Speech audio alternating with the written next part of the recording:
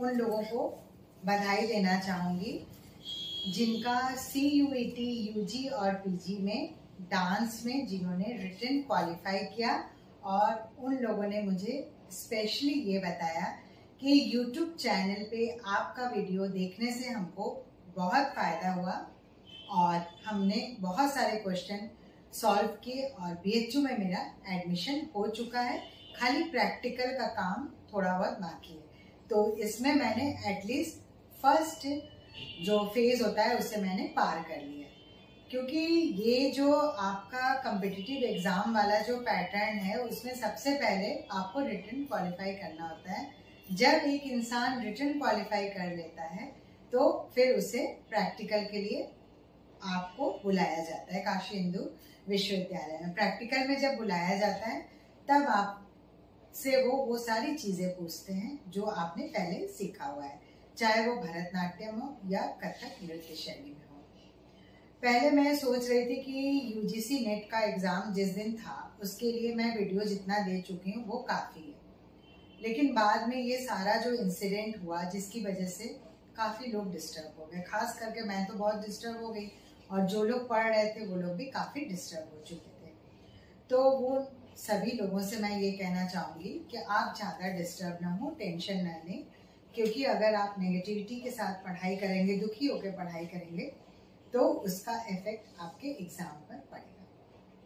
तो हम लोग कोशिश ये करेंगे जो हुआ उसके पीछे हो सकता है कि कोई ना कोई भलाई छुपी हुई हो, ताकि हमारे एग्ज़ाम में हमारा और अच्छा सब कुछ हम परफॉर्म कर पाएँ, चाहे वो रिटन हो या प्रैक्टिकल हो। तो अभी एग्ज़ाम की डेट फाइनल तो नहीं कह सकते, लेकिन हाँ 21 अगस्त से लेके आपका 4 सितंबर तक के बीच में, मतलब फ्रॉम 21 अगस्त टू 4 सितंबर, इसके बीच में एग्ज़ाम हो सकता है। जो आपके पोर्टल पे आएगा, एडमिट कार्ड वगैरह आएगा। बीच में कुछ दिन ये पता चला कि 25 से 27 के बीच में एग्ज़ाम होने वाला है जुलाई का, जिसका कि मैंने शेयर कर दिया। किसी भी न्यूज़ चैनल से या अखबार से या ऑनलाइन ये नहीं पता चला कि UGC नेट का जो एग्ज़ाम हो रहा था किस सेंटर पे नकल हुआ नहीं हुआ।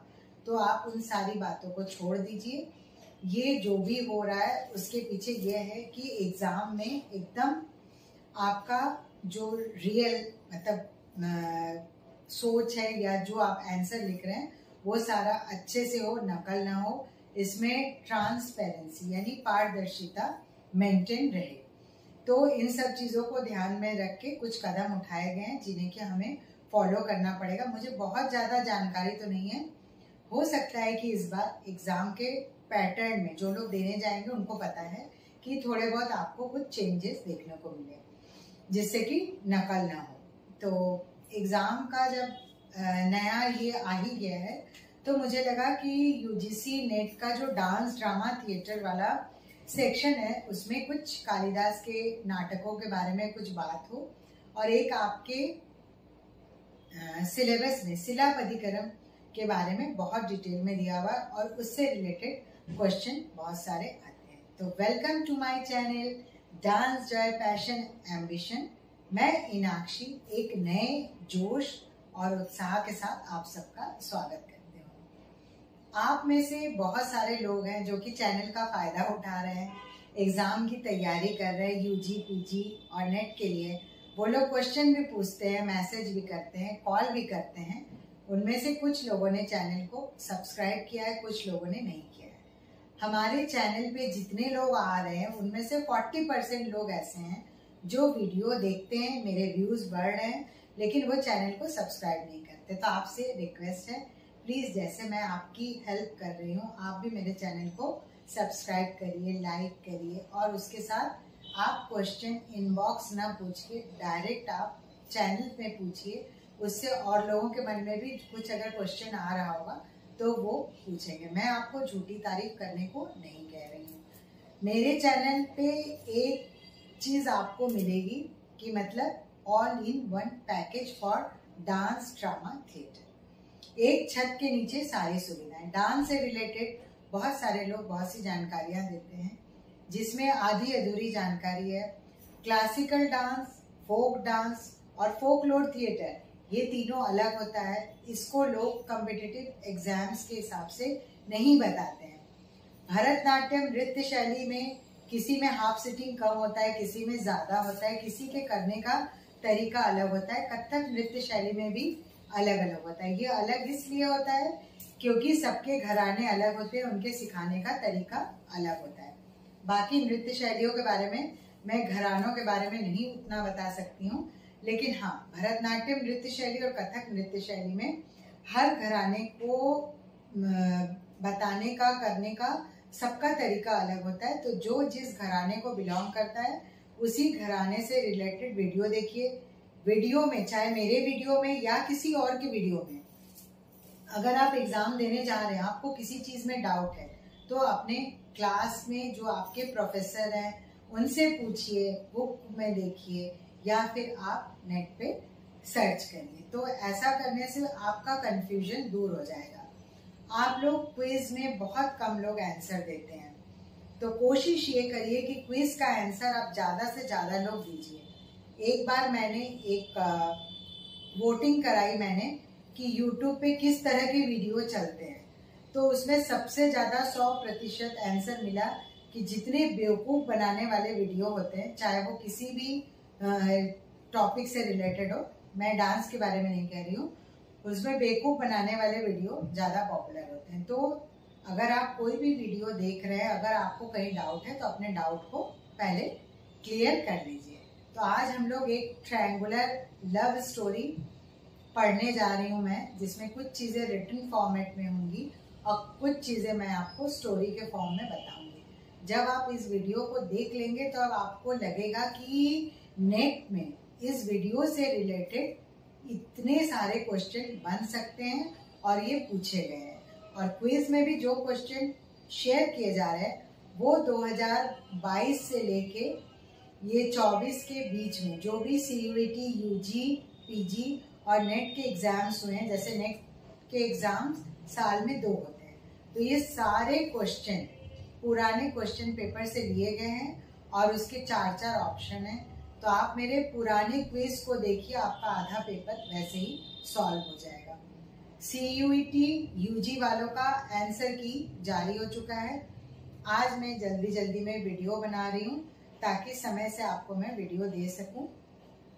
तो आप मेरे वीडियो में अंत तक जुड़े रहिए, क्योंकि इसमें बहुत इम्पोर्टेंट टॉपिक ये है और इसमें बहुत सारे क्वेश्चन बनते हैं जो कि पहले भी पूछे गए हैं। तो देखते रहिए और हमसे जुड़े।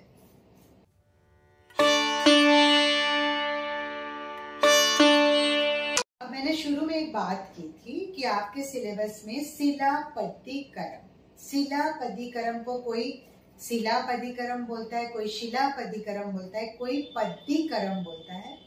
तो ये अलग अलग आपको क्यों लगता है? अलग अलग इसलिए लगता है क्योंकि ये लैंग्वेज प्रॉब्लम है। हिंदी में इसका प्रोनाउंसिएशन कुछ होता है, तमिल में कुछ होता है और साथ ही साथ इंग्लिश में कुछ और। इसकी स्पेलिंग आप लिख लीजिए इंग्लिश में SILAPPATHIKARAM।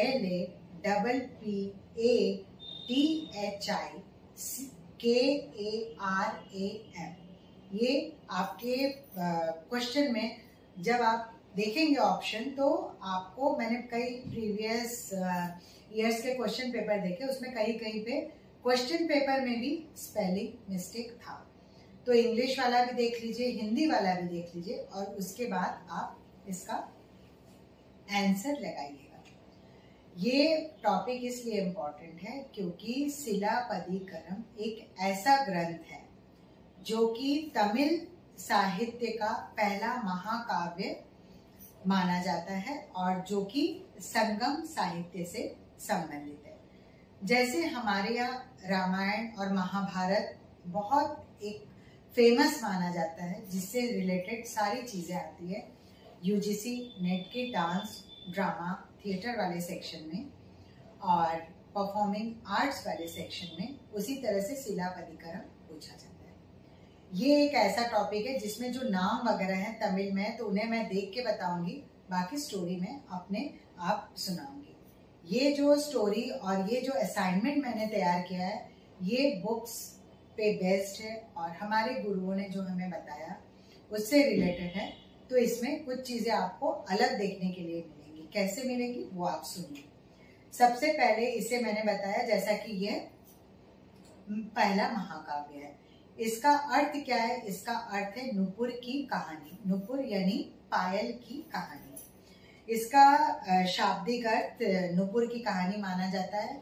ये चोल वंश के जो राजा थे सेन गुट्टुवन, ये नाम आप लिख लीजिए। चोल वंश के राजा सेन गुट्टुवन, उनके भाई इलांगो आदिगल ने इस महाकाव्य की रचना की है। इसमें 3 भाग है और इसके 30 अध्याय हैं। यह एक ट्रायंगुलर लव स्टोरी है, मतलब प्रेम कहानी है।